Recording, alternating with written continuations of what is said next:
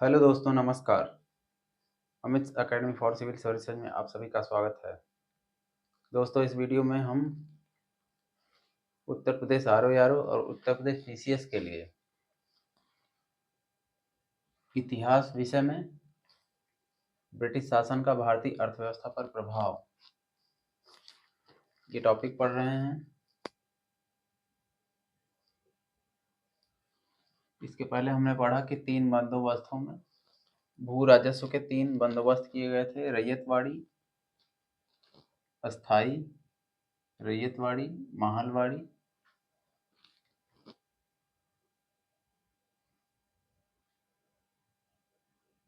जिसके द्वारा कृषकों की दशा बहुत खराब हो गई थी।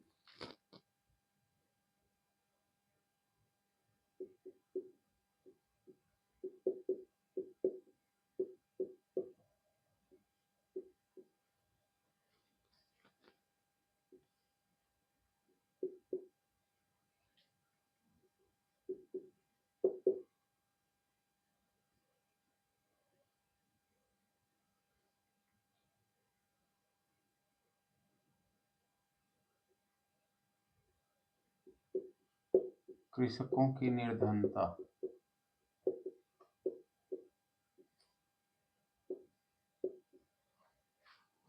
तीन बंदोबस्तों से कृषक निर्धन हो गए थे। बहुत ज्यादा लगान की दर होने की वजह से ये ऋणग्रस्त हो गए थे। फिर आता है कृषि का वाणिज्यीकरण।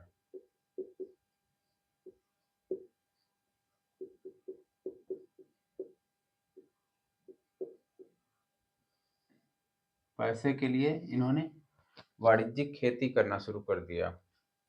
ब्रिटिश ने ऐसे नियम बनाए कि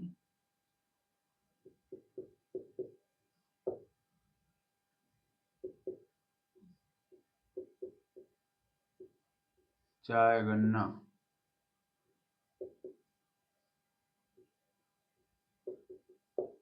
वाणिज्यिक फसलें, कृषि का वाणिज्यीकरण हो गया और जिसके कारण अन्न की कमी हो जाती है और अकाल भी पड़ता है। ब्रिटिश नीतियों के कारण। और इसका प्रभाव है विऔद्योगीकरण।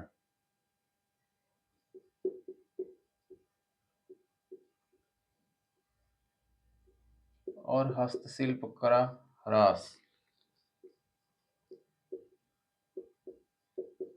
विऔद्योगीकरण और हस्तशिल्प का ह्रास।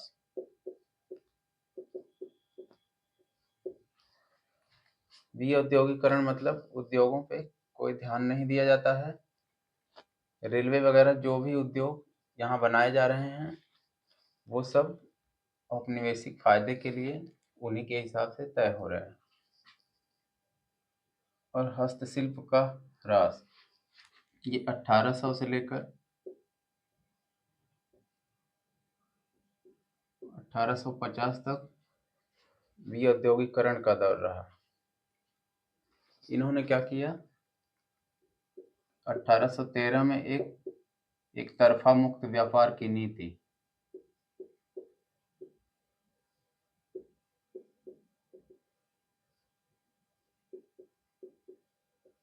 एक तरफा मुक्त व्यापार की नीति लाते हैं जिससे सभी ब्रिटिश नागरिकों को भारत में व्यापार करने का अधिकार मिल जाता है।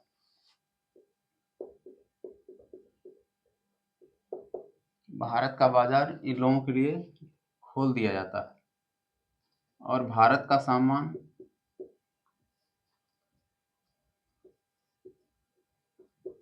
यूरोपीय बाजारों में प्रतिबंधित कर दिया जाता है।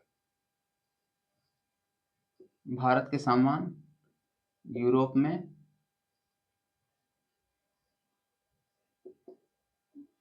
प्रतिबंधित रहते हैं। तो इस तरह से इनका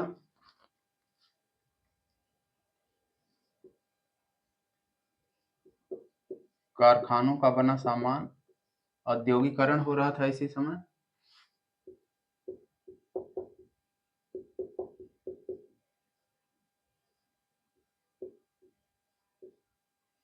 यहाँ से धन निकासी द्वारा ब्रिटेन में औद्योगिकरण किया जा रहा था और भारत में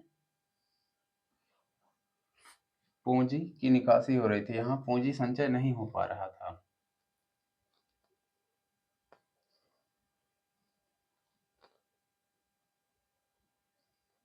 जब ये भारत का बाजार इन लोगों के लिए खोल दिया गया तो भारत के हस्तशिल्प, यहाँ के हाथ से निर्मित सामान, मशीनों के बने सामान का इनके द्वारा उनके साथ प्रतिस्पर्धा नहीं कर सके।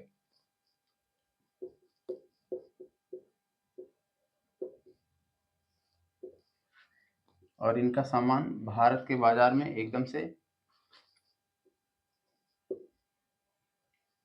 पूरी तरह से भर गया था।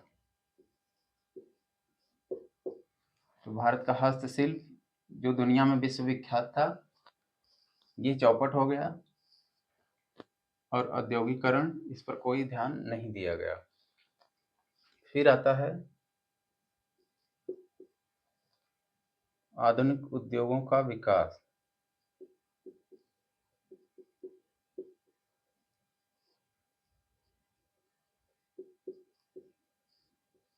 इस प्रभाव से कुछ आधुनिक उद्योग भी आते हैं। भारत में मशीनों का दौर आता है।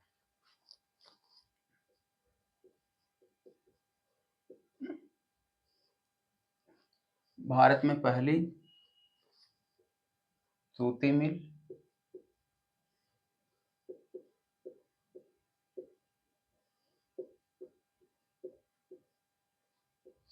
मिल, बंबई में कावसजी नाना भाई,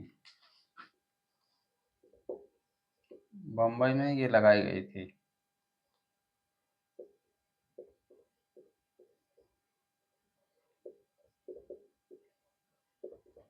कावसजी नाना भाई के द्वारा। और भारत की पहली जूट मिल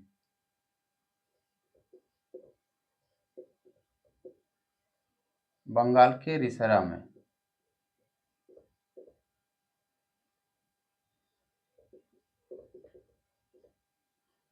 आगे चलकर चीनी और सीमेंट उद्योग भी लगाए जाते हैं। ये सब प्रभाव रहे ब्रिटिश शासन के भारतीय अर्थव्यवस्था पर। इन सब के बावजूद भारत निर्धन ही बना रहा। तो कुछ बुद्धिजीवी थे, विचारक, इन्होंने विदेशियों के शासन का पर्दाफाश किया। इन्होंने कहा कि जो भी विकास किया जा रहा है वो औपनिवेशिक मानसिकता के हिसाब से बनाया गया है। वो सारे कानून हमारे हित में ये सब नहीं है और हमारे देश का पैसा ब्रिटेन चला जा रहा है। उन्होंने बताया कि किस प्रकार से यहाँ का पैसा बाहर जा रहा है।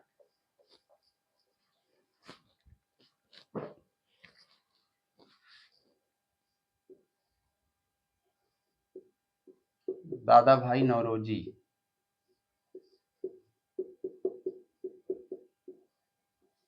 सबसे पहले इन्होंने 1901 में धन निष्कासन का सिद्धांत या धन निकासी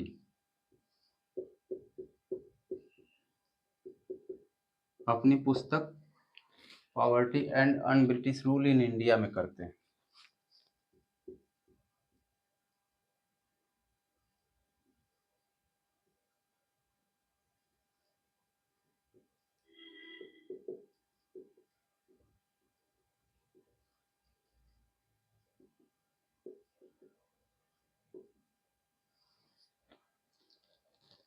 इसमें ये कहते हैं कि भारत का पैसा, भारत में जो विकास है, यो भारत का जो भी विकास किया जा रहा है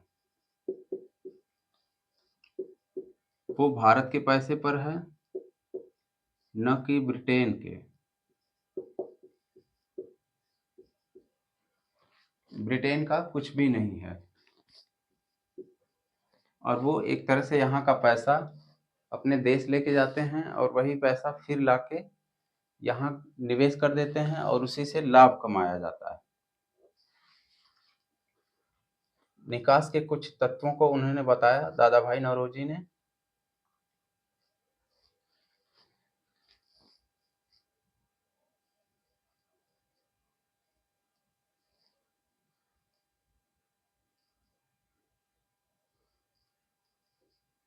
अंग्रेजों के वेतन भत्ते,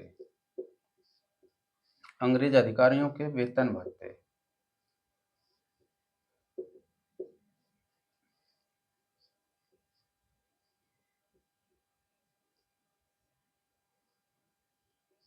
दूसरा है गृह व्यय।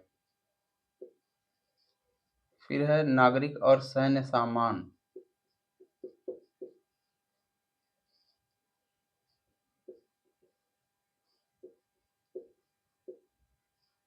नागरिक और सैन्य सामान जो भी खरीदा जाता था, ब्रिटेन से ये लोग लाते थे, उसका भी पैसा यहीं से लिया जाता था।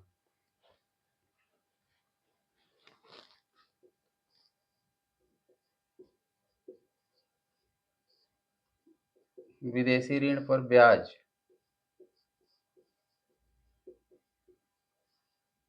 और कंपनी द्वारा लाभांश।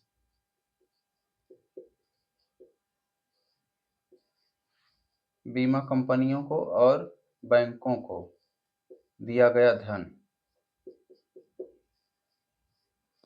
ये सब निकासी के तत्व थे। इस प्रकार से धन देश के बाहर ले जाए जाते थे और यहीं लाके ये पैसा फिर से निवेश किया जाता था और लाभ कमाया जाता था। तो इन्होंने बताया कि भारत की निर्धनता का ये कारण है, पूंजी संचय नहीं हो पा रहा है। तो दोस्तों, ये ब्रिटिश शासन के भारतीय अर्थव्यवस्था पर प्रभाव रहे। आपको वीडियो अच्छा लगा हो तो लाइक करें और सब्सक्राइब भी करें। धन्यवाद।